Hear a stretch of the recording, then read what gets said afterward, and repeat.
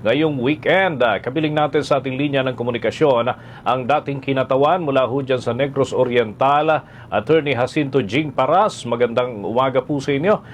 Isa ho siya sa complainants, mga kabombo, ng impeachment. Ngunit hindi umusad yung kanilang reklamo against President Ferdinand Bongbong Marcos Jr.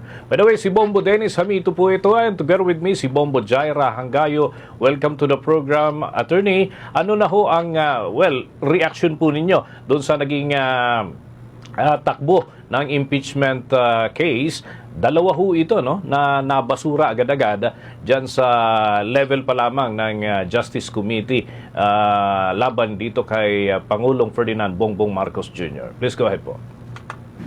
Well, unang-una, Dennis, naghain ng impeachment, no? Noong January 22. Pero hindi kami pinagbigyan, hindi tinanggap yung impeachment namin na complaint. Wala daw yung Secretary General, tapos yung kanyang assistant refused to receive it. Kaya we lost the chance to present our impeachment charges na sana kumpleto. Ang dami naming mga ebidensya, ang dami naming... Saka we had 10 charges against Marcos Jr. Unlike the first impeachment complaint, yung kay De Jesus, yan muna. And I think that's the very reason na siguro base doon sa naririnig nating hearing ay hindi binigyan ng pansin ng mga congressmen. Among other things, of course, kasi hindi binigyan nila ng fighting chance, lalo na yung sa masa kay Bayan Muna, no? Pinatay na kaagad. Wala man lang paglilitis. Because pro forma lang naman yung determination of substance. As long as you are able to narrate the elements as well as the narration of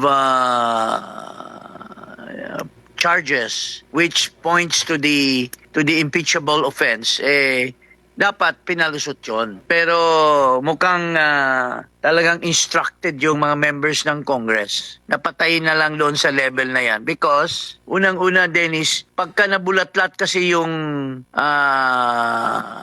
mga charges in a hearing, nagpresenta na yung mga complainants, mas mabigat yon. Kasi malalaman ng taong bayan kung anong kabulas na ginagawa ni Marcos. Anong mga offenses na pinagagawa niya? Okay. Nabanggit ho ninyo in some instances na may plano rin kayo na ireklamo itong si House Secretary General Cheloy Garapil dahil absent siya nung kayo'y maghahain ng inyo pong complaint against the President. Ngayon hong nakabalik na siya, itutuloy nyo pa ba yung reklamo against Secretary General Garapil? Meeting kami at nasa final draft na yung kaso na isasampa, no? Final draft na, finishing touches. At dalawa yung kakasuhan namin, yung si Garapil at yung si Attorney Momoy Salonga. Kasi siya talagang he vehemently refused when talaga namang pwede naman siyang tumanggap. So we feel that there was really a deliberate attempt from their end. Maybe they were instructed to specifically refuse our impeachment complaint, which proposed several charges na pagka napresenta namin ito sa tamang venue in the impeachment process, it will have a reverberating effect on the Filipino people sa mga pinagagawa ni Marcos that are often, drowned out by trolls. Kasi itong mga issues na ito are not new. They have been dinidiscuss na po ito sa maraming mga vloggers, pero nada-drown out. They have so much resources Ang dami nilang trolls and drown out. Kaya we opted to file an impeachment complaint. Pero hindi binigyan ng chance. Kasi sa impeachment complaint kasi, Dennis, formal at talagang public. Okay. Ang akin ho namang katandem dito, si Bombo Jaira Hanggayo. May ilang punto rin na nais pong maitanong sa inyo, Attorney Paras. Bombo Jai? Yes. Attorney, sa tingin po ninyo, nagkaroon ba ng abuse of authority ang House Justice Committee sa mabilis na pagbasura nitong impeachment complaint na inihain nitong mga nakaraang araw?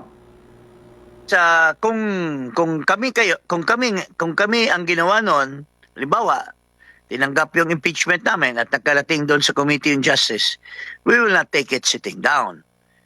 Maybe we can raise the issues to the Supreme Court. Kasi ang ginawa ng mga congressmen, hindi yun batay sa rules, hindi rin batay sa Constitution. Kasi ang ginawa na nila doon sa process pa lang ng determination of substance ay nililitis na nila yung complaint. Wala pa yon sa level na yan eh.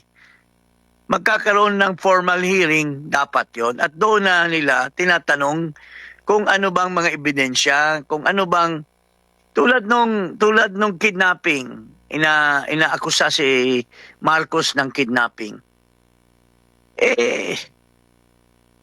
Walang chance na mag-present ng ebidensya yung mga complainants kasi hindi pa yun ang proseso at that level eh. Kasi kagaya nung isang bagay, kagaya nung kung sa amin yon, yung tungkol sa drug addiction ni Marcos. Sabi daw nila doon pa lang pinatay na nila kasi ina-allege ng mga congressmen wala daw relation yung allegation ng addict sa mga ginagawa ni Marcos na kabulastugan niya in relation to his addiction. Alam mo, kailangan na may proseso yun dapat. Dapat paglilitis dapat yun. Dapat may mga ipipresent sa amin. Kung kami ang nandoon, we will present witnesses. We will present evidence. Doon pa lang, wala na eh. Puro they will drown by members of Congress already showing their attempt to kill the impeachment at that level. So, walang saysay, walang due process. So kung kami ang naroon sana, we would have raised the issue of due process in the Supreme Court. Right there and then. So sa tingin po ninyo, Attorney, kailangan na bang magkaroon ng pag-amyenda sa konstitusyon dahil sa ilang umano'y butas dito sa batas na impeachment? Ginagamit na lang nila itong desisyon ng Korte Suprema na mag-charter change kasi may iba silang balak. They have different agenda. Like Soto, like yung si Defensor sa House. Tinutulak nila yung can you imagine? Anong klaseng amendment dahil lang nagalit sila sa Supreme Court? To bring it to an extreme, i-abolish nila yung Supreme Court dahil galit sila.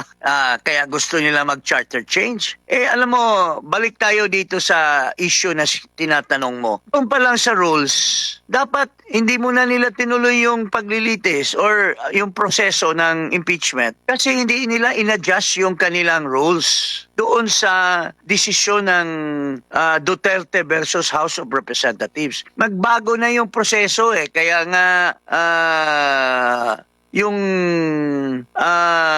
Francisco ruling which was the basis of the House rules at present is no longer governing. Ang bagong desisyon ng Korte Suprema may bagong mga proseso when it comes to the initiation, when it comes to the process of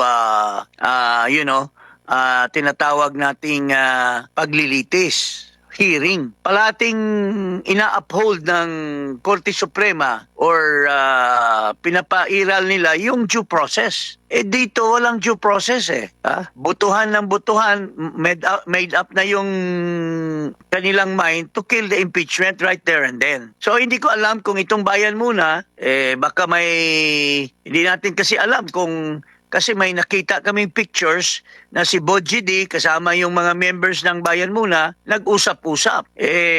Baka mayroong deal, ika nga, na baka payag na lang silang ibasura yung kay Marcos, hindi sila rereklamo. Pero doon sa kay BP Sara, lalakasan nila at itutuloy nila yung impeachment process sa kay BP Sara. So, hindi natin alam yung deal nila dyan sa ginagawa nila dyan sa loob ng House of Representatives. Okay, thank you so much, Attorney Bombo Dennis. Sige. With that, maraming salamat po. Former Negros Oriental Representative Attorney Jacinto Jing Paras sa pagsagot ng aming pong mga katanungan, lalo na itong may kinalaman sa impeachment issue na mainit na pinag-uusapan. Magandang araw po sa inyo. Mga kabombo, mga Kastar Nation, nakausap po natin ang dating kinatawan ng Negros Oriental, si Attorney Jacinto Jing Paras, kaugnay pa rin ng ilang mainit na usapin, lalo na yung kanilang balak pa rin na paghahain ng complaint against House Secretary General Chelo Garapil sa mga susunod na araw. For the most trusted source of news and information, visit our website at www.bomboradio.com. Follow us on Bombo Radio mobile app, Facebook, YouTube, TikTok, and X, formerly Twitter. Like, share, and stay connected. Anytime, anywhere.